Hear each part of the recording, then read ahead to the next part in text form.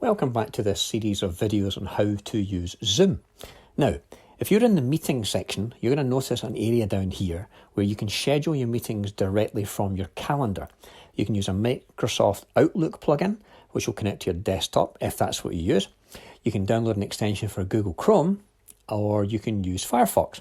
Now, for the purposes of this video, we're going to download the Chrome extension. So what we're going to do now is we're going to click Add to Chrome, and then we're going to click Add Extension.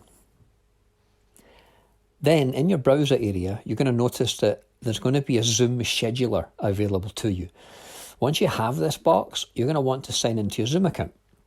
Now, once you're signed into Zoom, what you'll be able to do, and here's the cool part, from Google Chrome, is you'll be able to pick a date from your Google Calendar. You're going to click on the title and the name, and then what you're able to do here is turn this normal meeting into a Zoom meeting.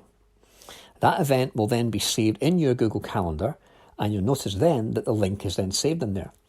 You'll also then see that if you refresh your page, the meeting is saved in your Zoom group of meetings too. So you've just turned a normal appointment into a Zoom appointment. Okay, so with that, thanks, and I'll see you in the next video in the series.